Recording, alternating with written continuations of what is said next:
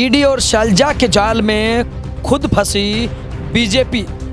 जी हां, हम आपको बता दें, ईडी और शैलजा के जाल में बीजेपी फंस गई है।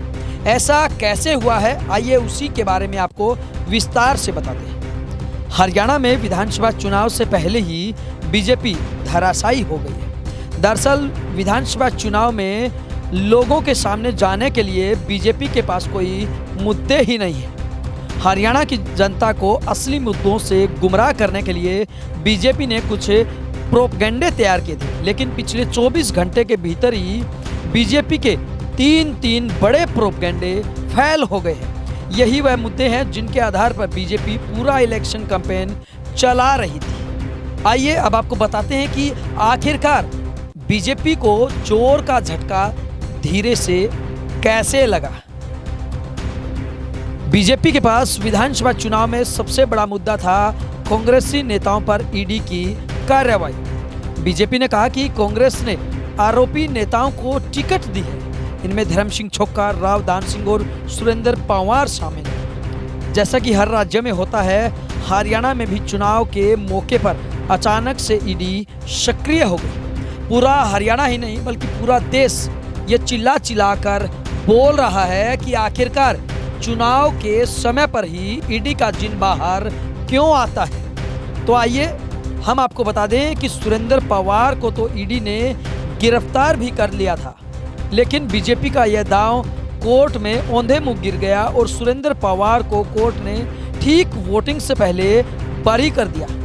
इससे पूरे हरियाणा में बड़ा संदेश यह गया कि बीजेपी साजिश के तहत विपक्ष के और खास तौर पर ओबीसी समाज के नेताओं को फंसा रही है, क्योंकि सुरेंद्र पंवार, राव दान सिंह और धर्म सिंह छोक्कर तीनों ही ओबीसी समाज के बड़े नेता हैं। वहीं अगर हम हरियाणा के दूसरे बड़े मुद्दे की बात करें जिसको लेकर बीजेपी हथियार बना रही थी, वो मुद्दा भी बीजेपी के लिए ही भारी पड़ गया। जी हाँ, दूसरा मुद्दा बीजेपी के पास सरकारी भर्ती और पर्ची खर्ची का मुद्दा था, क्योंकि कांग्रेस के कुछ नेताओं ने बीजेपी को लाभ पहुंचाने वाले बयान भी दिए थे, लेकिन भूपेंद्र सिंह हुड्डा ने ऐसे नेताओं से किनारा कर लिया और इसे पार्टी लाइन के विरुद्ध बताते हुए जमकर उन नेताओं की क्लास लगाई। इतना ही नहीं, चौधरी भूपेंद्र सिंह हुड्डा ने उन तमाम नेताओं को इतना हड़काया कि किसी और नेता की अब हरियाणा में हिम्मत भी नहीं हो सकती। वहीं हम आपको बता दें कि दीपेंद्र हुड्डा ने तो बयान भी जारी किया था और अपने सोशल मीडिया के ऊपर स्पष्ट तौर पर लिखा कि कांग्रेस सरकार में भर्तियां सिर्फ पारदर्शिता, मेरिट और पेपर योग्यता के आधार पर होंगी। यानी एक एक करके भाजपा के ये तीनों बड़े एजेंडे धराशायी हो गए। अब बीजेपी को समझ में नहीं आ रहा कि आगे का चुनाव किन मुद्दों पर लड़ा जाए, क्योंकि 10 साल में बीजेपी ने कौन से काम करवाई यह बताने के लिए पार्टी तैयार ही नहीं।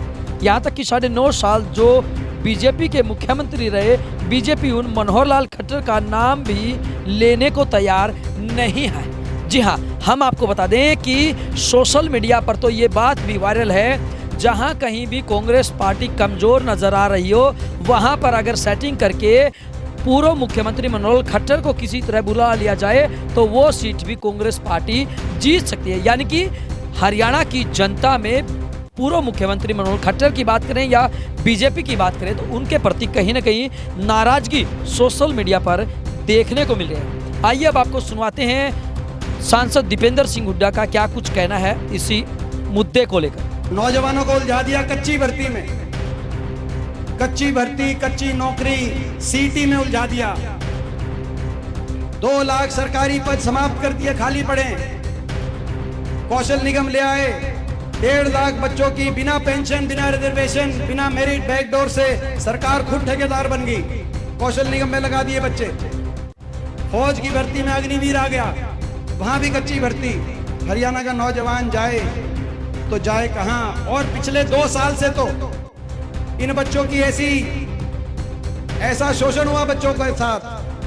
पोस्ट निकाल दी, 25,000, कभी 50,000, बड़े बड़े दावे करते थे। पहले खट्टर साहब करते थे, फिर खट्टर साहब बदल गए तो नायब सिंह जी कहते थे, क्या पहले कहते थे लोकसभा से पहले रिजल्ट डिक्लेयर करके ज्वाइनिंग करा देंगे इन बच्चों का। कितना बड़ा शोषण।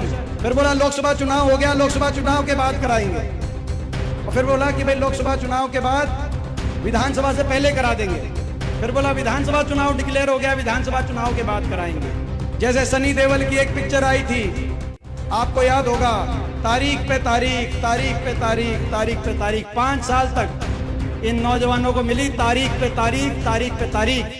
कांग्रेस की सरकार आएगी, मेरिट पर, जॉब कैलेंडर से, भर्ती विधान से पारदर्शिता के साथ भर्ती कराएंगे और देंगे ज्वाइनिंग पे ज्वाइनिंग, ज्वाइनिंग पे ज्वाइनिंग, ज्वाइनिंग पे ज्वाइनिंग। जी हाँ, अभी आपने सुना कि किस प्रकार से दीपेंद्र हुड्डा ने बिल्कुल साफ साफ शब्दों में कहा कि हरियाणा में जो नौकरियां दी जाएंगी, युवाओं का भविष्य उज्जवल किया जाएगा, वो केवल और केवल मेरिट के आधार पर ही दी जाएंगी। वहीं प्रदेश के दलित वोट बैंक को गुमराह करने के लिए बीजेपी ने कांग्रेस सांसद कुमारी शैलजा की बीजेपी में शामिल होने की अफवाह भी जमकर फैलाई थी।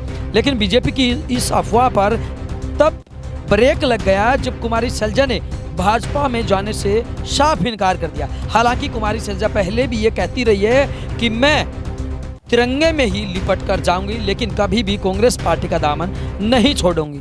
भाजपा पिछले कई दिनों से अपने सोशल मीडिया और आईटी सेल के जरिए पूरे हरियाणा में यही मैसेज भेज रही थी कि 25 तारीख को शैलजा बीजेपी में शामिल हो जाएगी। लेकिन शैलजा ने ऐन मौके पर बीजेपी के इस झूठ की हवा निकाल दी। अब बीजेपी के पास किसी भी मुद्दे को लेकर कांग्रेस पार्टी के प्रति अपनी भड़ास निकालने की जगह नहीं बची है। यही वजह है कि अब एक बार फिर हरियाणा में कांग्रेस पार्टी की लहर बिल्कुल बच्चे बच्चे की जुबान पे, हर युवा की, हर बुजुर्ग की, हर माता बहनों की जुबान पर देखने व सुनने को मिल रही है। ब्यूरो रिपोर्ट, बिंदास।